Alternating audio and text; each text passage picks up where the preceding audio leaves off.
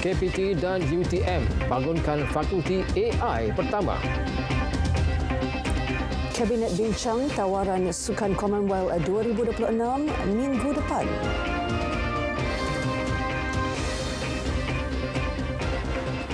Assalamualaikum dan salam Malaysia Madani. Malaysia menerima sokongan dan pengiktirafan mengagumkan daripada pemimpin industri serta perniagaan di Jerman.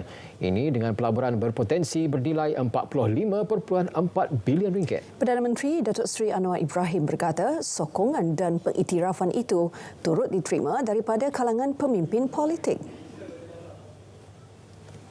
We have registered a very impressive support. Commitment not only among political leaders, very fast for the German government, the Chancellor, to invite me and the team to come and giving the honour and recognition to Malaysia, which is relatively much smaller economy, much smaller country, and the exchanges have been very frank, very fruitful, wide-ranging, and then the support by the captains of industry. Zafrul said, quite rare when you have impressive array of chieftains, industry captains from large conglomerates coming, meeting us. Some we meet in the group, some we meet individually. And these exchanges have been extremely useful for us. Datuk Seri Anwar berucap pada majlis makan malam bersama diaspora Malaysia di Jerman. Dalam pada itu, Perdana Menteri beri jaminan isu berkaitan hak kanak-kanak yang lahir di luar Malaysia sedang ditangani kerajaan. Kabinet bersetuju untuk membawa usul mengenai pindaan terhadap perkara 14-1-B Perlembagaan Persekutuan berkaitan hak-hak kewarganegaraan bagi kanak-kanak yang lahir di luar negara ke Parlimen bulan ini. You must follow the development in Malaysia. Yes, I know. Your question is now overtaken by events. We have announced that we are tabling the motion next week, most likely, because the issue is the parent. In the present constitution, for decades, parent means father. Yes. Now we realize that it's not right. Yes. So parents mean father and mother. Menyentuh mengenai kebimbangan kebanyakan rakyat Malaysia di luar negara berdepan kesukaran mengundi dalam dua pilihan raya umum lalu, Datuk Seri Anwar berkata SPR telah diarah untuk meneliti perkara tersebut. Fakulti Kecerdasan Buatan AI pertama di Malaysia sedang dibangunkan Kementerian Pendidikan Tinggi dengan kerjasama UTM sebagai usaha melahirkan bakat mahir yang memenuhi kehendak industri. Buat permulaan, program Ijazah Sarjana Muda AI telah diluluskan di peringkat Jawatankuasa Pendidikan Tinggi Januari lepas. Pelajar kohort pertama program itu akan memulakan pengajian Oktober ini.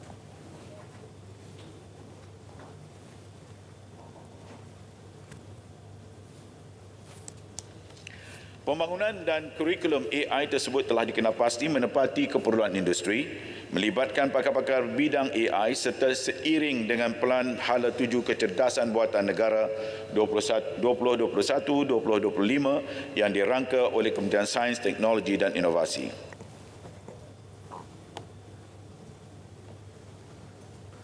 Tawaran sebagai tuan rumah Tamasya Sukan Commonwealth 2026 oleh Persekutuan Sukan Commonwealth kepada Malaysia akan dibawa ke Kabinet minggu depan. Menteri Belia dan Sukan Hannah Yeoh berkata setiap peruntukan yang dikeluarkan dijamin membawa pulangan kepada rakyat dan negara. Perkara ini akan dibawa ke perbincangan Kabinet pada minggu hadapan, saya percaya. Jadi saya tidak mahu mendahului perbincangan Kabinet. Ada banyak maklum balas di luar sana, semua memberikan pandangan masing-masing, tetapi saya bagi jaminan bahawa kerajaan ini sangat bertanggungjawab dengan setiap ringgit duit rakyat dan kita akan pastikan perbelanjaan yang kita nak lakukan ini mesti mendatangkan hasil kepada negara. Persekutuan Sukan Commonwealth membuat tawaran kepada Malaysia untuk menggantikan Victoria dengan suntikan dana sebanyak RM602 juta bagi melaksanakannya. Menangani isu 3R, bangsa, agama dan raja, RTM dan Bernama dilihat sentiasa mendukung segala usaha kerajaan melalui bahan siaran di televisyen, radio dan media digital. Menteri Komunikasi Fahmi Fadil berkata kedua-dua agensi berkenaan sentiasa mendidik masyarakat untuk menghormati nilai ilmu dan membuat keputusan berdasarkan teras budaya madani. Sepanjang 2023, RTM telah mengambil inisiatif menjadikan 3R sebagai tema perbincangan melalui siaran program di TV iaitu Bual Bicara Naratif Khas yang telah bersiaran sebanyak 6 kali. Pada 31 Mei 2023, Naratif Khas telah mengutarakan topik menoktahkan isu kalimah Allah dan menangkis sentimen ekstremis agama pula, bersiaran pada 8 Ogos tahun lalu. Bernama turut melaksana usaha sama menerusi penerbitan beberapa rancangan dan program. Sebab Prof banyak mengkritik termasuklah. Dalam perkembangan lain, kerajaan kekal dengan pendirian tidak menutup mana-mana pengoperasian media sosial. Bagaimanapun, kerjasama dengan pengendali terus dipergiat bagi menangani isu keselamatan dalam talian termasuk mengawal penjualan produk terlarang. Di Malaysia, kita pada waktu ini, saya ulang, tidak berhasrat untuk menutup mana-mana platform media sosial, tapi kita percaya kita perlukan kerjasama yang lebih baik daripada platform-platform ini dan ada beberapa langkah yang sedang dipertimbang untuk pastikan sekiranya ada isu-isu seperti keselamatan dalam talian bagi kanak-kanak terutamanya, isu bahan-bahan lucah, bahan-bahan pornografi dan sebagainya dapat ditangani dengan lebih baik, termasuk juga masalah jualan produk-produk yang mungkin tidak patut. Ya, jadi ada beberapa perkara ini sedang diteliti dan insya-Allah kita akan tangani dengan lebih menyeluruh.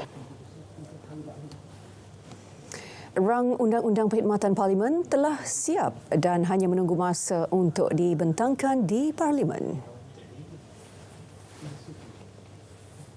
Bagi merealisasikan usaha reformasi ini, beberapa sesi libat urus yang berkesan dengan izin meaningful engagement telah diadakan pada tahun 2023 dan pada tahun ini 2024, termasuk semua pihak yang di-Pertua Dewan Negara, yang di-Pertua Dewan Rakyat, Setiausaha Dewan Negara, Setiausaha Dewan Rakyat, Suruhanjaya Perkhidmatan Awam SPA, Jabatan Perkhidmatan Awam JPA, Kementerian Kewangan MOF, Jabatan Peguam Negara AGC serta bahagian hal Hewan Undang-Undang Jabatan Perdana Menteri BAHYU bagi memuktamadkan ketetapan dasar berkenaan dalam perkara ini. Jadi jawapan di sini memang dah 90% dah siap. Rang undang-undang pun dah siap. Hanya tunggu masa.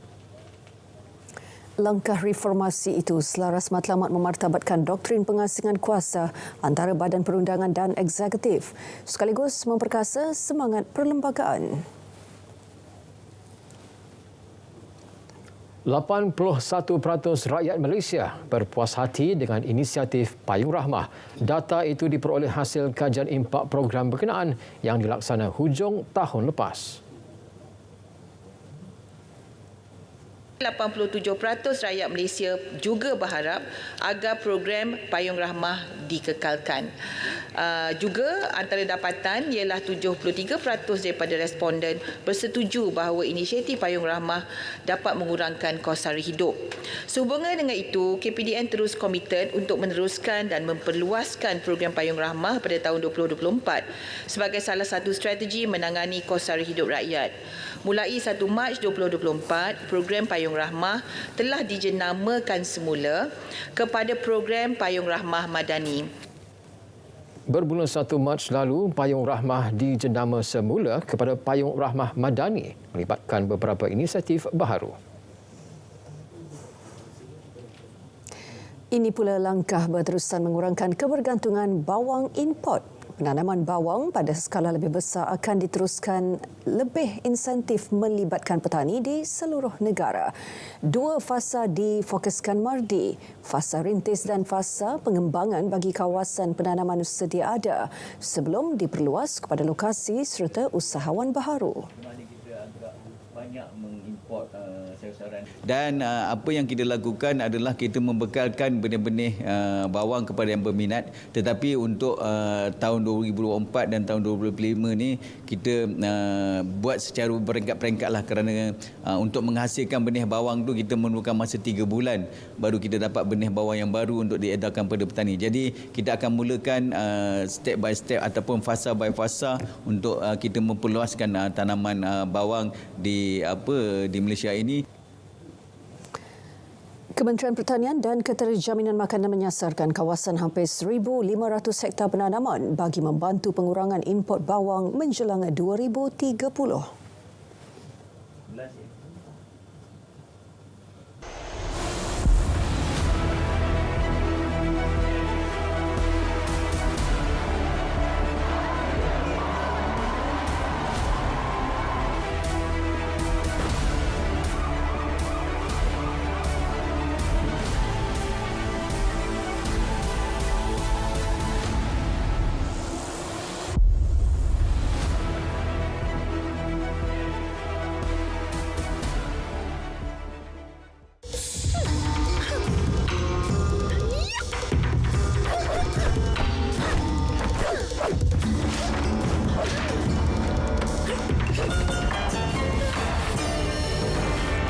Menggosok baju sekaligus boleh menjimatkan elektrik. Satu lagi idea bernas untuk anda. 50,000 individu yang bekerja sendiri bakal menerima manfaat caruman penuh Perkeso melalui skim keselamatan sosial pekerjaan sendiri selama setahun. 35,000 daripadanya merupakan pemandu teksi dan kereta sewa, bakinya pemandu bas. Menteri Pengangkutan Anthony Loke berkata 90% caruman ditanggung Perkeso. Lagi 10% atau hampir 1.2 juta ringgit ditaja kementeriannya melalui hasil jualan nombor pendaftaran istimewa. Dapat melaksanakan sesuatu yang memberikan perlindungan kepada 50,000 bukan sahaja pemandu tetapi 50,000 buah keluarga. Itu yang sangat penting. Jadi dengan adanya perlindungan ini, maka 50,000 buah keluarga ini mendapat satu skim insurans di mana kalau apa-apa kemalangan berlaku, mereka sekurang-kurangnya ada tempat perlindungan.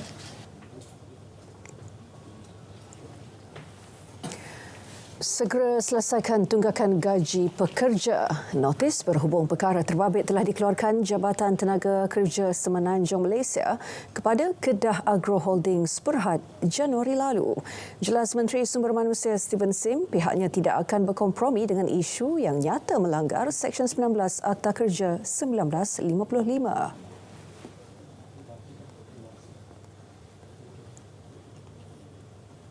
Saya harap perkara ini boleh diselesaikan dengan secepat mungkin sebab ada lebih kurang 24 orang pekerja dalam syarikat tersebut yang tidak dibayar gaji sejak bulan September yang lalu. Mereka telah berjanji bahawa akan meminta satu bantuan daripada kerajaan negeri, akan adakan mesyuarat dengan Menteri Besar pada hari ini. Jadi saya harap mungkin selepas keputusan mesyuarat mereka, kita akan membuat keputusan yang seterusnya. Pesawat Reagan Black Shape 160TR yang terhempas di Kampar, Selangor bulan lepas berkemungkinan besar pecah di udara. Laporan awal Biro Siasatan Kemalangan Udara Kementerian Pengangkutan mendedahkan kepingan struktur besar pesawat terpisah daripada rangka utamanya ketika pesawat dalam penerbangan sebelum terhempas di ladang kelapa sawit. Tiada penunjuk menandakan berlaku kebakaran sebelum atau selepas pesawat itu terhempas berdasarkan serpihan ditemui di lokasi. Pesawat tersebut mempunyai larangan tidak terbang atau tidak dibenarkan terbang selain jadual penyelenggaraan berkala didapati tidak teratur. Malah ada ketikanya penyelenggaraan dilakukan oleh juruteknik tidak bertauliah. Melihat kepada impak junaman, tidak mungkin mereka yang berada di dalam pesawat boleh terselamat. Seramai 101 tahanan depo imigresen Tanah Merah Kelantan dihantar pulang ke negara asal melalui KLIA semalam. Ia membabitkan 54 warga Myanmar, 28 Indonesia, 12 India dan 7 warga Bangladesh. Menurut Pengarah Jabatan Imigresen Kelantan, Muhammad Faizal Syamsuddin, kesemua warga asing terlibat berusia antara 16 hingga 57 tahun, termasuk 5 kanak-kanak berumur 1 hingga 6 tahun. Tahanan terbabit melakukan kesalahan di bawah Akta Imigresen 1959-63 pindaan 2002 dan Peraturan Imigresen 1963. Seperti biasa, setiap Rabu kita ikuti harga petrol dan diesel mingguan. Berkuat kuasa tengah malam ini hingga 20 Mac 2024.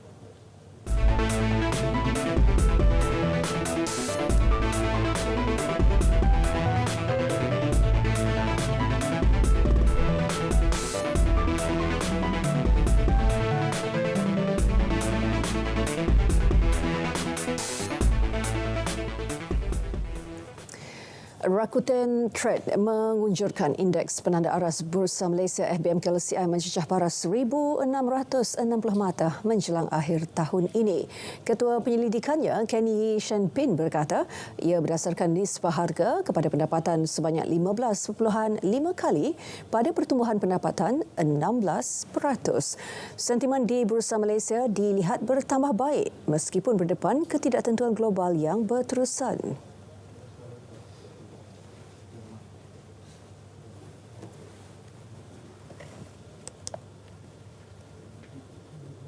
I think basically the investment environment within the local market has improved tremendously. I think first and foremost is the political stability. I think now with the on the politics side, everything is settled down. I think we can focus on doing business. So as for the FBM KLCI, I have a target of 1660 by end 2024. Based on a 15.5 times PE. Sekiranya aliran dana kembali normal, FBM KLCI berupaya melepasi paras 1,700 mata. Berikutan peningkatan ketara dalam pegangan saham asing, beliau yakin ia mampu melepasi ambang 20% dan menguji paras 25%. Beliau berkata demikian dalam taklimat media tinjauan pasaran suku kedua 2024 secara maya. Kriteria penilaian anugerah laporan korporat tahunan kebangsaan NACRA 2024 akan diselaras semula dengan pelaporan bersepadu dan elemen kemampanan. Pelarasan itu seiring cabaran global yang semakin meningkat dan pembangunan tempatan. Comparability is also an important criteria.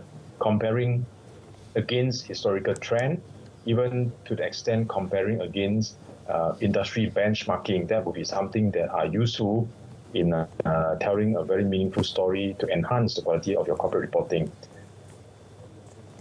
Beliau berkata demikian ketika pelancaran NACRA 2024 secara maya.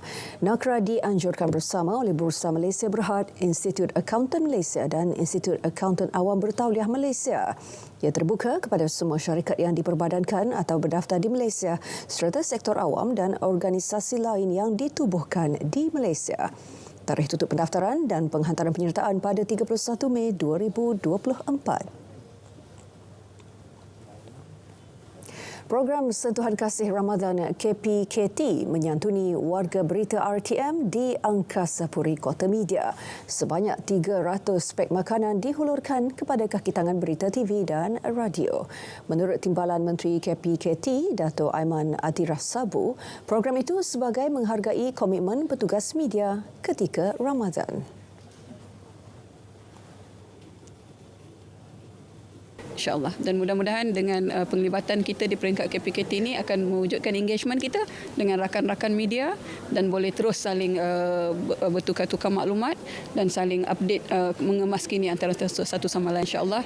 Dan mudah-mudahan dengan penglibatan kita semua termasuklah SPNB, rakan strategik yang bersama-sama dengan kita pada hari ini akan meringankan lagi beban rakyat kita yang mungkin terkesan dengan keadaan ekonomi yang sedikit menekan. Dato' Aiman Atirah turut meluangkan masa melawat studio berita dan beramah mesra dengan para petugas.